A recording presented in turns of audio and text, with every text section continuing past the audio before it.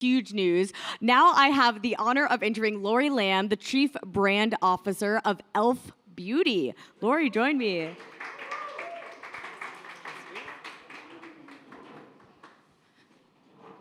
So that huge news I was hinting at was e.l.f. Beauty's acquisition of Hailey Bieber's Rhode. Can you walk me through why that makes sense to be a part of the e.l.f. Beauty portfolio, and what do you expect next for the brand, again, now that it's a part of it? All right, so we did make a definitive agreement to acquire Rhode Beauty. I don't know how many of you are fans of Rhode or e.l.f. Beauty. Yes, okay, I see some people pointing to their face, yay.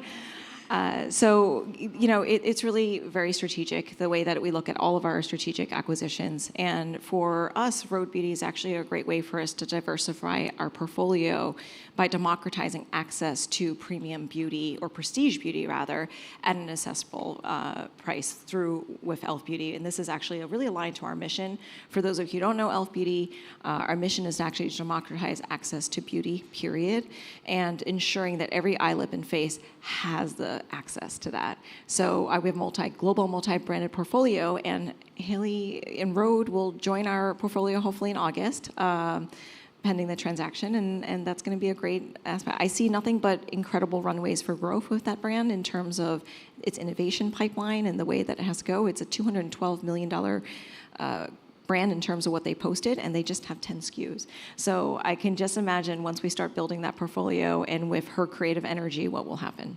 I appreciate you clarifying pending transaction, but hopefully closing soon.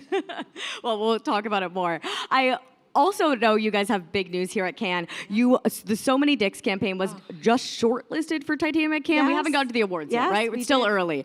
We did. We just actually did our pitch this morning. My CMO, Corey, was able to share it with the jury box, and our So Many Dicks campaign was shortlisted for Glass Titanium, and I think we're shortlisted right now for about 7. So fingers crossed with me, and So Many Dicks is bigger. It's not a noble act, guys. It is really a way for us to start a coalition to ask more companies to join us in building more diverse boards, because more diverse boards do equal better performance, better profits, and not for nothing, but it also reflects the needs of your community when you actually have the highest seats of decision-making power with women and people of color. Thank you.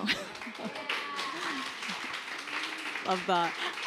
Obviously, we all love what it stands for. I'm wondering, can you give us a little sneak peek of how that campaign happened? Oh my gosh. So, I mean, the campaign is called So Many Dicks, and the reason why it's called So Many Dicks, context matters, okay?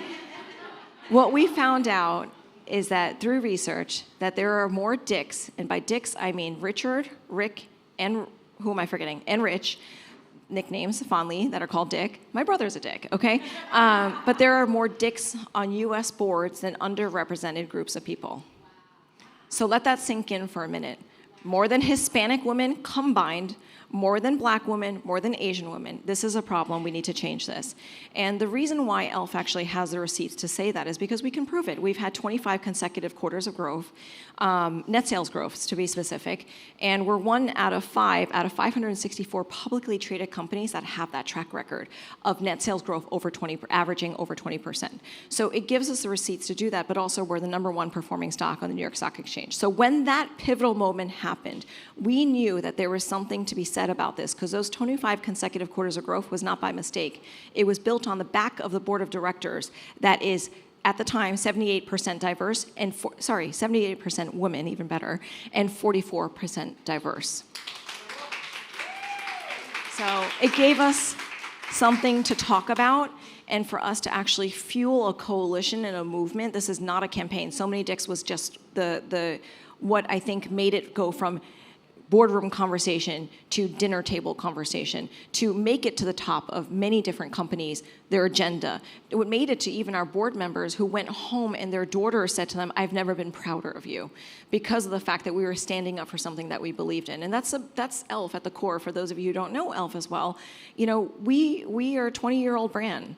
And we have a bias for action, and just like any 20-year-old, you're a little bit of a renegade, right? You're a rule breaker. You're bold, and you take those bold moves like creating a campaign called So Many Dicks, where you don't know how people are going to respond to it, and you hold on to your, all right, I don't know if that was good or not, and the creative energy that we put towards something as simplistic as, for those of you who've seen it, right?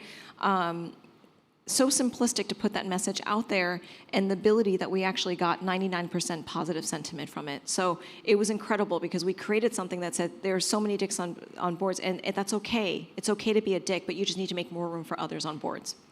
You shared so many incredible stats of how e.l.f. is just completely crushing it right now. One other thing I pulled up is in Piper Sandler's 2025 this year teen study, they ranked e.l.f. as teens' top beauty brand. Yes. So again, we're speaking about Gen Z. Yes. I'm wondering how did the company secure that position? Yeah. And how do you keep that position? Yeah, it is actually, I'm really proud of this because it's our 7th consecutive time being named as #1 teen brand, and we take that very seriously.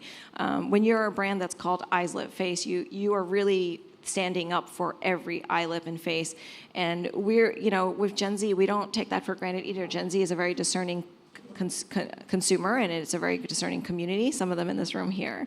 And what I love so much about that is that we have this unique ability to speak to someone who is going to be the future of everything that we stand for and everything that we're building as a product and a service. So to have this consumer, and sort of not only the mind share, we have their mind share, but we also have their love.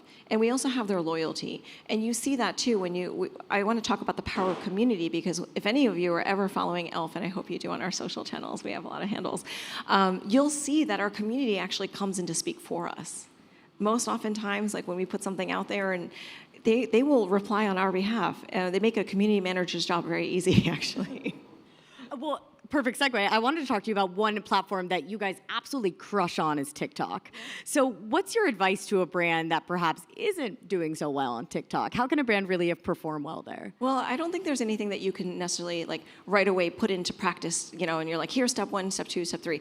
I think you have to revisit your Axios and ask yourself, is your Axios right? So is your ethos right? Is your purpose right? Do people actually know what you stand for as a brand, right? It's that simple. I think a lot of brands who put content out there, you're doing it for the traction game and maybe to entertain, because that's what we go on there, to mindlessly scroll and get information.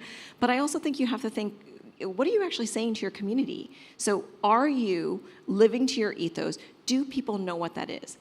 Otherwise, you're putting out content there just for a humor standpoint, and your community sees right through that. You use TikTok, you talk about, when I think of TikTok, I think that's the defining of culture. e.l.f.'s slogan is moving at the speed of culture. With that, though, I get overwhelmed. Culture's changing so fast. Yeah. So walk us through, how do you effectively embody that tagline? I think that's why it's important, because when we look at e.l.f., we consider ourselves to be bold disruptors with kind hearts, right? We're bold, we do the audacious things, and we put ourselves out there, but we also do it with kind hearts, so meaning that we lead with purpose oftentimes, just like the So Many Dicks campaign. At the heart of it, it is purpose-driven, right? But just to go back to your point, it's, when we seek out to shape culture or disrupt culture, we actually do it it's one facet of disrupting norms, shaping culture, and connecting communities. And I think that you cannot just do solely one. You can't just it's not like pick one out of the bag. You've got to do all 3 of them. And I think that's one way that we are winning at TikTok. And I wouldn't just not say TikTok. I would say it's Twitch. I would say it's Roblox. I would say it's YouTube. I would say it's every single platform that we go out to do, because what we do is seek those unique connections with doing all 3 of them together. It goes back to, like you said earlier, what your brand stands for. Yeah, not just showing up to show up. 100%. Well, unfortunately, we're almost out of time. I did want to end to Axios style on one fun thing. Okay. I've essentially been asking everyone today, what's your suggested follow on Instagram? Obviously, you already said we should follow e.l.f. everywhere, but what about something else? This is so cruel. Okay, choose one. Okay, so outside of e.l.f., naturally, I want to keep my job now. I would say that I personally am fascinated with Trader Joe's handles. Because listen, I'm a mom of 2 alphas, and so that makes me a short order cook.